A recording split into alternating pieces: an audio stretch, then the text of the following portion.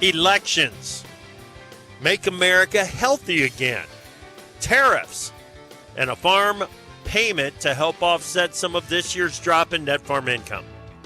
Those are all on the agenda for this morning, and I'll use that outline for a conversation with the U.S. Senator and on this week's Farmer Forum. Live from the foothills of Hump Day via Farm Journal broadcast, this is AgriTalk.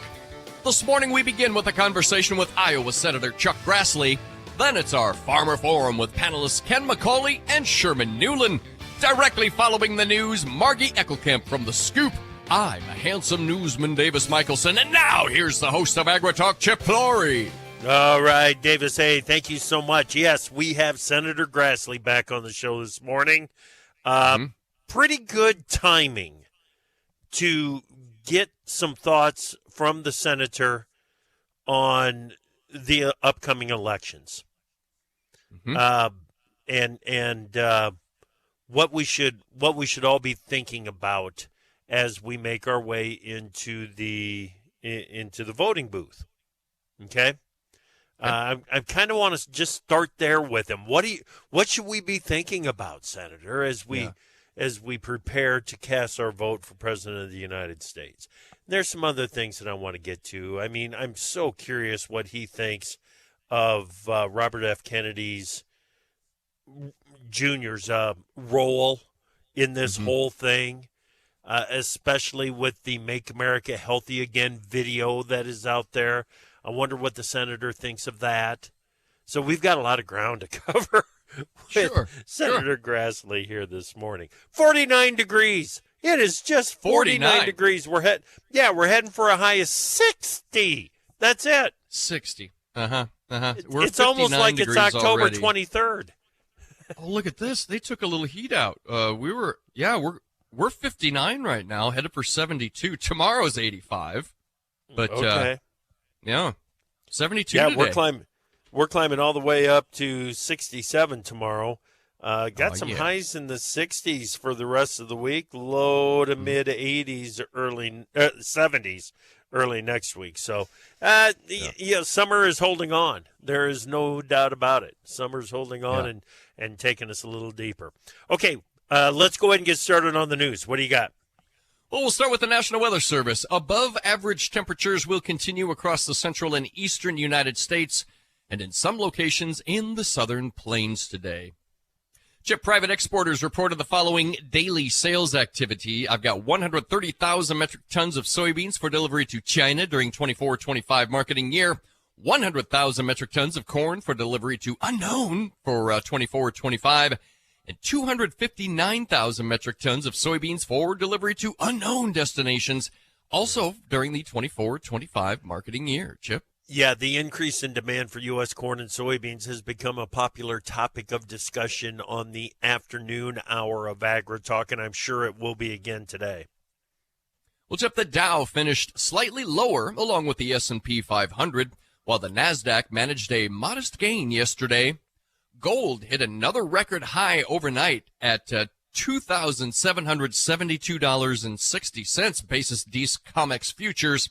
Safe haven demand, a major reason for the rally in gold prices. The IRS has announced updates to several tax provisions for the year 2025, which will affect tax returns filed in 2026. Key changes include adjustments to income tax brackets, standard deductions, and estate and gift tax exemptions. Senator Chuck Grassley expressed skepticism about the likelihood of passing a new farm bill in 2024, suggesting it might be more realistic to expect a new farm bill in 2025 or later. I imagine we'll get a little more from the good senator coming up on this. EPA has banned the herbicide Dacthal, also known as DCPA, due to its significant health risks, particularly to unborn babies. This decision marks the first time in nearly 40 years that the EPA has used its emergency powers to halt the use of a pesticide. Brazilian Ag Minister Carlos Favaro has advocated for the country to join China's Belt and Road Initiative as a strategy to counteract protectionist measures from the United States and European Union. The proposal has sparked debate within President Da Silva's administration, which is focused on attracting new investments to Latin America's largest economy. Yeah. Russian President Vladimir Putin declared the expansion of the BRICS group signifies the creation of a multipolar world challenging the U.S.-led global order. Putin officially proposed the creation of a BRICS grain exchange, which could later be transformed to other commodities, including energies. Putin also advocated for BRICS nations to reduce reliance on the U.S. dollar by increasing trade in national currencies. Yeah, I wanted you to get that item in there before I commented on what the Brazilian ag minister said. BRICS is gaining momentum here, guys, and it's being fueled by Russian President Putin. He's really pushing the agenda right now. There's no question about it. We've got to get somebody on to talk about it. Maybe Wiesmeyer. Yeah. Well, and China courting Brazil for the Belt and Road Initiative, too, is sort of in that knot as well. Yeah. U.S. Defense Secretary Lloyd Austin has confirmed that North Korean troops are present in Russia. Although their specific activities remain unclear, this development has raised significant concerns internationally, particularly in South Korea and in Ukraine. And finally, an increase in Russian attacks on Ukrainian port infrastructure in recent weeks threatens food shipments to needy destinations from Gaza to South Africa, this according to British intelligence. Chip. All right. Thank you very much, Davis. Let's bring in Margie Eckelkamp, editor of The Scoop. Good morning, Margie. Hey, good morning, Chip. All right. Talk to me about the trends in online buying. What are you seeing? Yeah, we are far enough with harvest, and I know a lot of farmers are flipping their focus to procuring what they need for next year's crop. And I know Davis was full of news this morning, and I guess I would just share the headline here is the way that farmers are buying their inputs is changing. And I'm not just talking about batteries and flashlights and tools, the things that also farmers need. I'm specifically drilling into farm inputs, fertilizer, seed, and crop protection. And we've really seen an evolution over the last 7 to 8 years where retailers thought that maybe this was a threat, this idea of point-click buy e-commerce for farm inputs.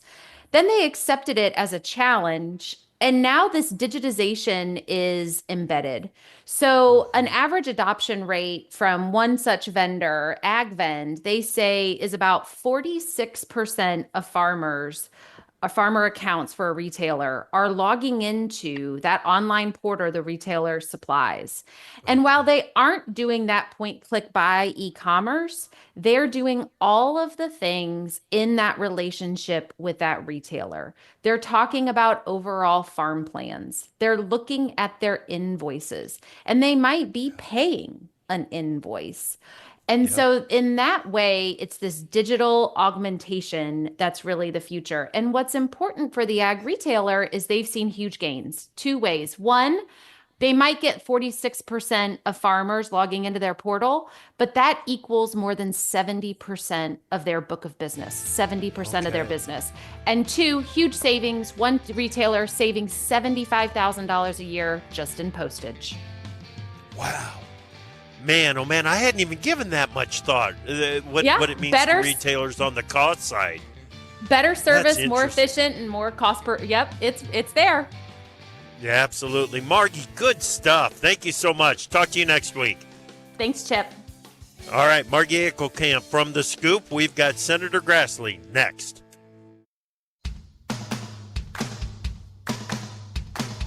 AgriTalk is brought to you by Winfield United. Drive herbicides deeper into the plant for maximum weed control with a high-performing liquid spray tank additive. Class Act NG Adjuvant. Built for it. Learn more at WinfieldUnited.com. Welcome back to AgriTalk. I'm Chip Flory. Glad that you're with us on this Wednesday morning. And welcome back to U.S. Senator Chuck Grassley from Iowa. Senator, welcome back to AgriTalk. Chip, I'm glad to be with you. And instead of being in Washington, D.C., where I am when I talk to you most of the time, I'm in Iowa now because the Senate's not in session. And I'm out in the campaign trail some and doing some official stuff as well. and doing radio programs like I regularly do. Yep. And so I'm glad to talk to you and the farmers of America. Well, yeah, I was looking at your Twitter feed, and I saw that you celebrated Mrs. Grassley's birthday with a stop to one of Cedar Falls' steakhouses here this week. Happy birthday to Mrs. Grassley, by the way. Happy birthday to Mrs. Grassley. She's listening. She heard me just say that, and she raised her hand. Thank you. That's good stuff. Good stuff. Okay, how'd the corn and soybean crops end up? Very good. I don't have an exact production per acre, but maybe the second best crop we've ever had, and probably be completing corn harvest this week. Good. Excellent. Okay. Senator, we're 2 weeks out from the election. What are your thoughts leading up to the election, and what do you want voters thinking about? I think people ought to think about three things. These are not just agricultural things, and I'll mention one or two agriculture things. But number one, the inflation that we've had under the Harris administration, 40-year high cost of living, and that's reflected in 20% increase in cost of production for farmers. Secondly, the open border, because Biden-Harris took an oath to uphold the Constitution, and it's illegally to enter our country without our permission. So 10 million people have come in, including people on the terrorist watch list, people with criminal records. You hear about it every day. And I think those are the main concerns that people have, and I hope they have it, and I hope that they reject the policies of the last 4 years. In regard to agriculture, I think this administration hasn't done anything on trade to reduce tariffs. And since we export 1/3 of our agricultural production, it's very important that we have things that reduce tariffs. And I think Trump is committed to the export of our agricultural products on a fair and equitable basis. And then the fact that we don't have a 5-year farm bill is due to the Democrats' administration and Democrat control of the United States Senate. Now, the House Republicans have put out a bill that reflects the inflation that I've talked about in agriculture, but nothing out of the Senate Agriculture Committee run by a Democratic chairman. Okay. Those are the issues, and that's a fine list of the issues. But what about the risks? What do you want? Someone that is registered, is legally registered to vote, that has just thrown their hands in the air and says, you know what, I'm not even going to vote. What is your message to them? Well, the same message I give to high school kids, because I visit about 10 to 12 high schools a year, and kids ask me why they should participate. And this would be for adults as well. You got a chance in America to rule or be ruled. You have a chance to govern or be governed, and I hope you want to be a part of the process of governing. And the basis of that is voting. And a lot of people around this, about 80% of the people on the face of this globe, don't have that privilege that we have in the United States under the Constitution. And that's why I should say they vote. And then if they have any question about the security of elections, now we got 50 different ways of voting because it's done by state law. But in Iowa, I've got real confidence that we have security of voting. And I think a report that came out of the Secretary of State's Pate's office today is evidence that he's found about 2,000 people that are non-citizens registered to vote or voted. And those votes, if they voted, they're going to be challenged. So that's proof that we have a Secretary of State in Iowa that's willing to see that the law is enforced. Yes, absolutely. What do you make of Robert F. Kennedy Jr.'s endorsement of Trump and the role that RFK Jr. is playing in this election with his railing against modern ag and the Make America Healthy Again efforts?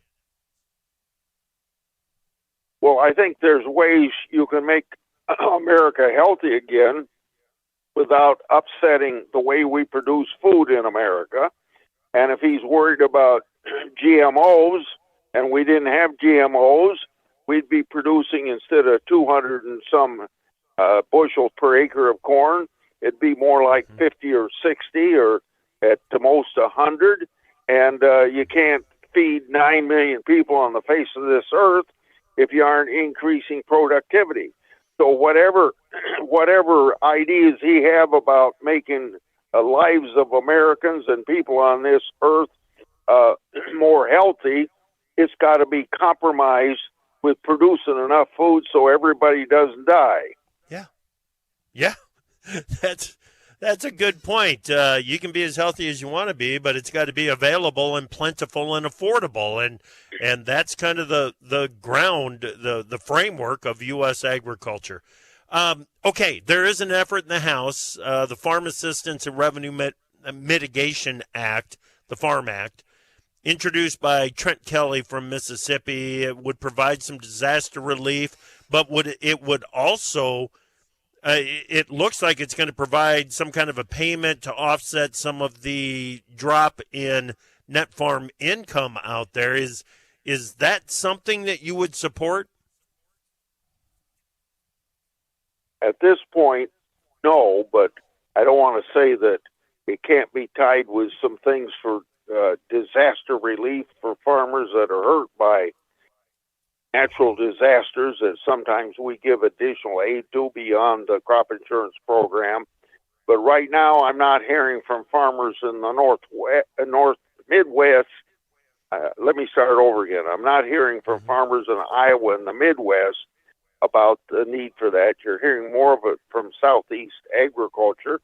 And of course, I'm interested in having strong agriculture all over America, but I haven't studied whether or not the legitimacy of their request should be granted or not. So I'm going to wait until I get more evidence on that to make a final point. Okay. But normally, just because you have low prices, we don't give out additional money because that's what the safety net of the Farm Bill is all about, and the reference prices we have in the Farm Bill. Mm-hmm. Okay.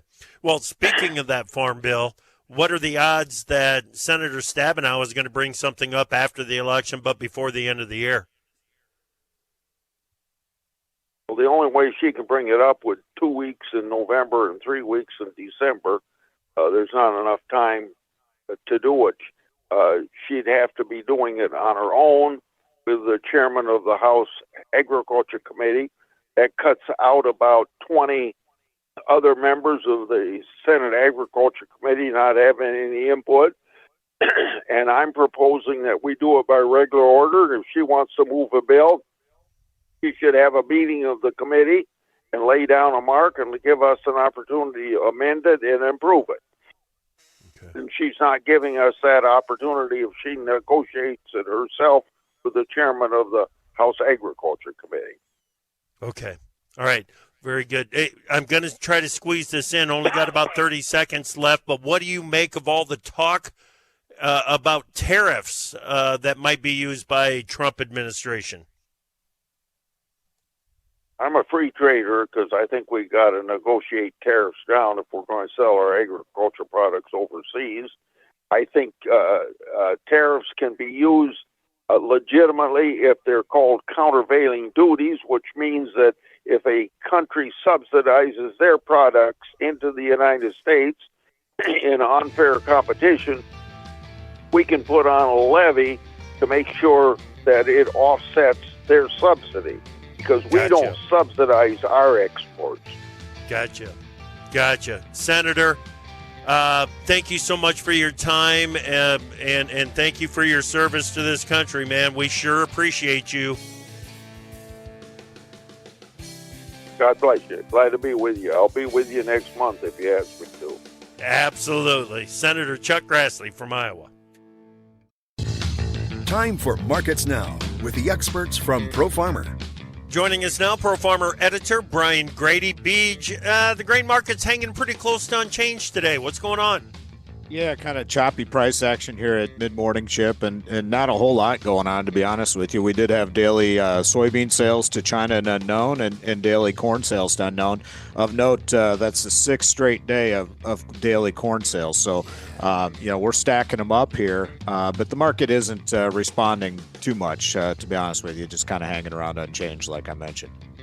Yeah, and the demand that is showing up, it's demand that needs to show up to get to USDA's estimates. Is that a fair statement? Yeah, on the soybean side especially, we're still playing catch up. We got off to a very slow start to the new crop marketing year on that front, and so soybeans are playing catch up. On the corn side of things, we're running a little bit ahead of the seasonal pattern, and so we're in decent shape there. We want to still see that come in, but I think the bigger message here is that the global end users see value at current price levels, and we just haven't seen the market respond to that. There you go. All right, take us over to the livestock trade. What do you see in the cattle complex? Well, a little bit of a firmer tone in live cattle futures. The December contract moved to its highest level since late July earlier in the session. It's back down a little bit from that level, but still a firmer tone, and the choice beef just continues to charge higher, as we've mentioned here recently. Feeder cattle, they're modestly favoring the downside at mid-morning. And then hog futures, the contra-seasonal rally just continues here. December contract pushed above the April high earlier this morning, and now it has its contract highs in the sights. And to say that in October is quite exceptional. It certainly is. All right, Brian, thank you. That is Pro Farmer editor Brian Grady on Markets Now. Opinions expressed on AgriTalk do not necessarily reflect the views of Farm Journal Broadcasting, affiliate stations, or sponsors. If the world is your oyster, we've got pearls of wisdom on AgriTalk. My choice not to join in here is for all those people who, when I do join in, go, I wish he wouldn't do that. You're welcome. You're welcome. I don't know those people. I do not know. I don't think those people exist. No. They're out there. Yeah. Uh-huh. And they're waiting to strike. You know what I mean? Gotcha. They're waiting. Gotcha. Welcome back to AgriTalk. I'm Chip. That is Davis. And it is time for this week's Farmer Forum. Let's get it started. Ken McCauley there in Northeast Kansas. Ken, how are you, my friend? Morning, Chip. Oh, I'm doing great. It's beautiful weather. The longest stretch of continuous harvest that I ever remember, and that's been a long time. So it's been a great harvest, though. Good. Without incident, I mean, everybody's safe. No fires, nothing like that. Everything's going good. Yeah, we didn't have any in our area, but there was certainly fires west to our west one windy afternoon, I think Saturday or Sunday that weekend, and that was a pretty big one.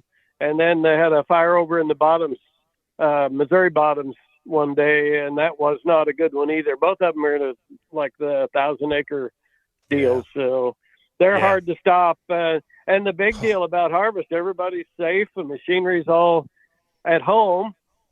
And they finished without me. So we've just got to say, I think everybody listening has harvest, deal with harvest. The harvest help doesn't get all the credit they need. And, they certainly get paid, but they don't get all the credit they need for this way, stepping up and saying, go do that. And we got you covered. It's really good to recognize that. Yes, it is. Everybody plays a role in it. There's no doubt about it. How about the crops, Ken? Did they live up to your expectations? Oh, they sure did. It was a little more variable than I thought in August. We had some excellent corn, probably the best we've ever had in places, especially the better soils. But we talked earlier in the summer that wet weather was going to cost us in the corn, and I think it did. I think it just went down wherever you saw any thin spots with your fertility with nitrogen loss, and wasn't huge. Some places were, where the spots weren't as big, but I think we've noticed this before, and the longer you go after corn hits the 18%, it seems like you lose yield, even though you're having to dry it. But we saw that this year. Corn got down to 10. Some guys even talking less than that. And It's not just the moisture loss. You start losing a lot of the material in the corn kernel. Yeah. It gets tougher to hold on to the value of the corn, and I mean the nutritional value of the corn when it starts getting too dry out there in the field. No doubt. All right, hang right there, Ken. We're going to get right back to you. Let's bring in Sherman Newlin from Southern Illinois. Sherman, good morning, my friend. How are you? Good morning, Chip. Thanks for having me on. I'm doing okay. We got done with harvest, I don't know, about 10 days ago. So doing a little bit of fall tillage work if we can, and getting things wrapped up around here. All right. Big expectations there in Illinois this year, Sherman. Did your crop live up to that?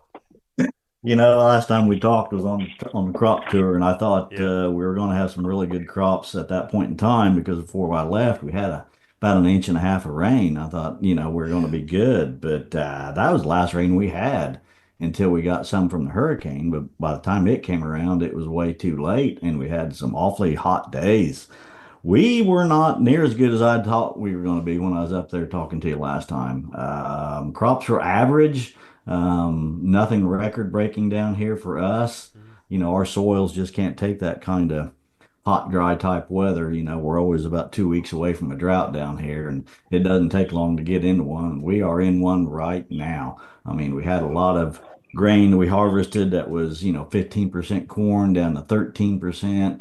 Almost all our beans were under 13%. Most of them were harvested in that 8% moisture range, 8 to 9%. So you're losing bushels there. And that's the same story I'm hearing all over our area and over in Indiana and Ohio and stuff. It's just it's a good crop, but it's not what we were hoping for, what we could have had. Okay. If we just had some rain. Okay, Sherman, you spent some time working on this. And Sherman's a farmer, but he's also an advisor, a marketing advisor, and a broker, and a heck of a good analyst. You spent some time thinking about what this national average corn yield is going to be. You're coming along on crop tour to do that. What are your thoughts now? Is it a 183 plus national average corn yield? Yeah, I don't think so. I mean, I know you guys up in Iowa, in eastern Iowa, and northern Illinois, from Champaign, central Illinois and north had some tremendously, record-breaking yields, and then some. But a lot of other places are just, below average or at average, or because of the dryness and the lack of the rain and tar spot. A lot of areas, especially in Indiana, got hit with tar spot. Some of our fields did too. We had to spray them twice with fungicides. So no, my thinking is we have to come down on corn and soybean yields both, some. Now, will it be enough to move the needle to get the market overly excited? I don't know about that, but I do think yields need to come down some. Okay. All right. Good stuff there, Sherman. But because of the time of the year and the year that it is, I want to move on and start to talk about some other things. And Ken, you and I have had many conversations over the years about the direction of the country and some things that the country needs to be thinking about, and trade policy and biofuels policy and just wide ranges of conversations that we've had. The elections are less than 2 weeks away. What are your thoughts going into it?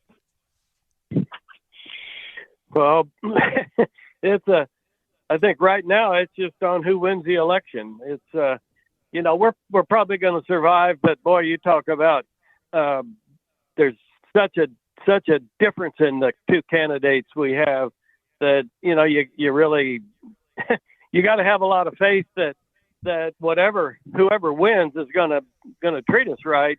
But the other side of it is our current vice president has a record of more regulations and sharing the wealth and all these things. So I think the country's seeing that as the election gets closer, but I'm really tired of the election.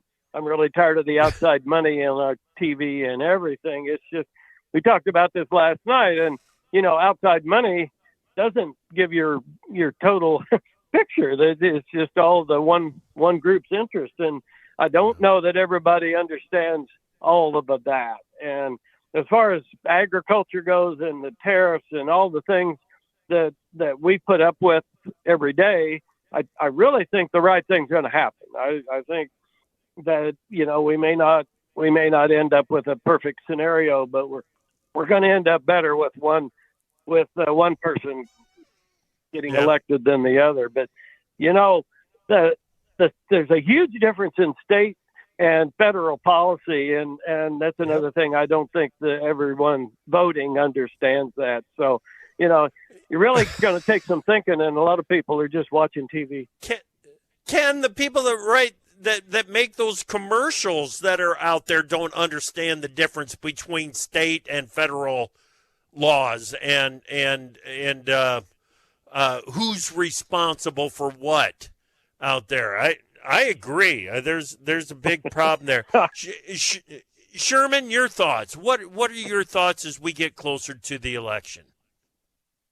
Chip, I think you know which side I land on. I've already voted early, but I live in Illinois, so my vote probably won't count, right?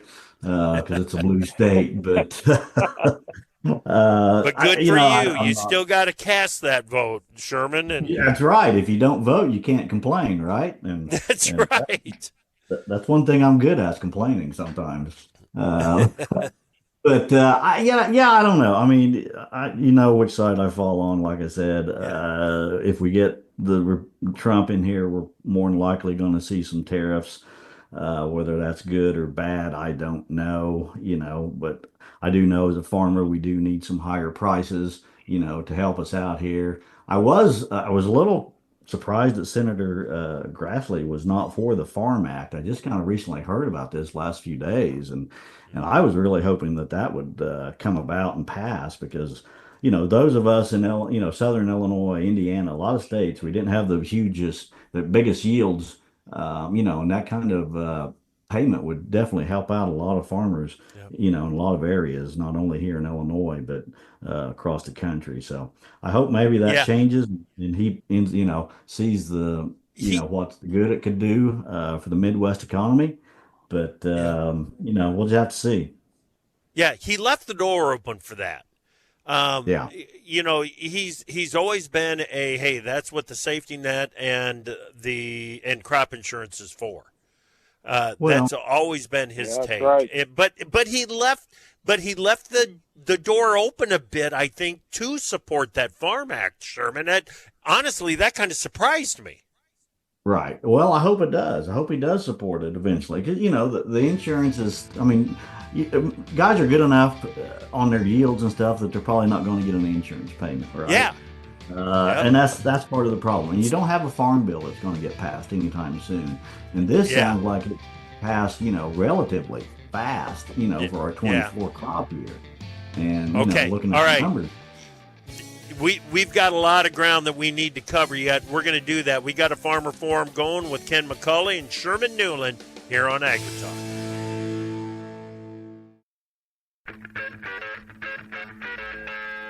We don't make the news, we render it. AgriTalk.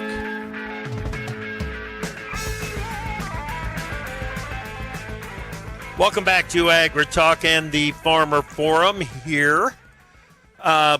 We've got Ken McCauley from Northeast Kansas, Sherman Newlin from Southern Illinois. We talked about some crop conditions and got a conversation started about the elections that are coming up. I asked Senator Grassley about the involvement of Robert F. Kennedy Jr. and what he makes of it. What do you make of it, Ken? The the whole "Make America Healthy Again." I mean, I have a hard time saying that we shouldn't be looking at those kinds of issues, but holy smokes, man, he just demonizes modern agriculture, doesn't he? Well, he does, and when that came out, I thought, well, this is okay on the big picture here for the election, but not that Trump's going to look at my text or email, but I sent him one that says, just don't put this guy in charge of the EPA, because it depends on how much he has to answer to Trump, but he's got some wild ideas, and I'm not sure that there wasn't an agreement made somewhere along the line before I endorse you. I want to know, and that's the way politics work. You don't do something without an ironclad guarantee. Yeah, so that's right. He scares me. He scares me, but he may draw some of the left and the environmental group in, and whatever it takes to get Trump elected. I think that's what they're looking at.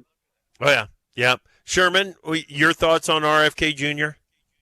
Originally I thought he had some really good ideas, but then, you're kind of looking into some of those things and they're way out there, right? And we don't need, as farmers, we don't need, more restrictions and more things put against us that's going to hurt us. So, I mean, I'm glad he threw his weight behind Trump, but yeah, some of the ideas he has, I don't sit with very well. Yeah. Jim Wiesmeyer last week on the free for all on Friday morning just went on like a 30-second rant about RFK Jr. bringing the East Coast elitist point of view to agriculture, and I've had several farmers say to me things like, "What does he expect us to do? Go back to a 1950s style of farming?" And Senator Grassley basically said that's the concern too. We do need to remember that Trump has said, listen, he's kind of out there with some of his ideas. We'll let him go for a bit, but we might have to rein him in at some point. Now, Now, okay, so a couple of things. Number one, that shows a realist view of RFK Jr. Number two, it's more evidence that RFK Jr. is going to play a role in a Trump administration, because he acknowledged that they might have to rein him in at some point. He's going to be there. Yep, exactly. He's going to play a role. So you don't make that commitment without a guarantee. That's right. Yeah, I mean, it definitely doesn't sound like he's going to be in there somewhere, but yeah, he's going to be there. Yep. And it's going to be a challenge that's going to have to be managed out there. Other challenges that need to be managed here, Sherman, as you take a look at these markets and the high input costs, the tightening up margins. You already said it, that you would like to see the Farm Act move forward. Wiesmeyer must be listening, because he hit me with a note that said this is going to be an expensive program, because the estimates are coming in now that it would cost $2 billion for cotton producers alone. So the formula is out there. It would be 60% of what, it'd be, here's how to calculate the payment. Now take it times 60% would be the payment. Jim's saying it's probably going to be something under 50%. It will be the payment factor on it, Sherman, just because it would cost so much to implement it. But that's an indication of how much the payment might be needed out there, right? Yeah, I agree. Exactly. I mean, nobody knows the numbers for sure. I mean, the numbers I've seen has been like $100 an acre payment for corn, and then $48 an acre for soybeans. Okay. The farmers are going to need that. I mean, there are a lot of guys that are going to be, with the prices where they are, going to have to start cutting back, looking at fertilizer or, something. Interest rates need to come down. We need that to happen more, faster than what it's doing. Equipment sales are going to be shutting down around, in our area, a lot of the Midwest. I think things are, guys are just having to tighten the belt, and you can only tighten it so far. So this Farm Act would be a big boost to a lot of producers. Ken, you've kind of been silent on this Farm Act here. Given to Ukraine, so well, that's right.